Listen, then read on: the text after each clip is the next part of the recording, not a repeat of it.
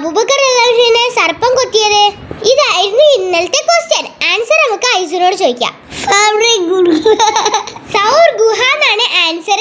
ഐസൂന് പറയാൻ കിട്ടണില്ല, ഓൻകനെ ചിരിയെന്ന്. ഹിജ്റയുടെ വേളയിൽ സൗർ പർവ്വതത്തിലെ ഗുഹാമുഖത്തെത്തിയപ്പോൾ സിദ്ദീഖ് റളിയല്ലാഹു പറഞ്ഞു, നബിയെ, ഞാൻ അകത്ത് കടന്നിട്ടല്ലാതെ അങ്ങ് അകത്ത് കിടക്കരുത്. വല്ലതും ഉണ്ടെങ്കിൽ അത് എന്നെ ഉപദ്രവിച്ചോട്ടെ, അങ്ങ് രക്ഷപ്പെടുമല്ലോ.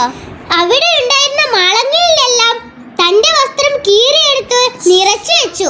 ഒരു മാളം മാത്രം ബാക്കി വന്നു. നബിതങ്ങൾ അകത്ത് കയറി സിദ്ദീഖ് റളിയല്ലാഹുവിന്റെ മടിയിൽ തല വെച്ചുറങ്ങി. വസ്ത്രം തികയാതെ വന്ന മാളത്തിൽ തന്റെ കാൽപാദം അദ്ദേഹം വെച്ചിരുന്നു.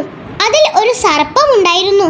അത് സിദ്ദീഖ് റളിയല്ലാഹുവിനെ കൊത്തി. നബി സല്ലല്ലാഹു അലൈഹി വസല്ലമയുടെ പുണ്യ ഉമിനീർ പുരട്ടിയപ്പോൾ വിഷം ശമിച്ചു. ഈ സർപ്പത്തിനെ കുറിച്ച് നിങ്ങൾക്കറിയാമോ? ഈ സർപ്പം പ്രവാചകന്റെ ആഗമനത്തെ പ്രതീക്ഷിച്ച് മാളത്തിൽ കയറുകയായിരുന്നു. അതിനെ കുറിച്ചുള്ള ഒരു വലിയ വീഡിയോ നമുക്ക് മറ്റൊരു ദിവസം ചെയ്യാം. ഇനി നാളേക്കുള്ള ക്വസ്റ്റ്യൻ കേൾക്കാം.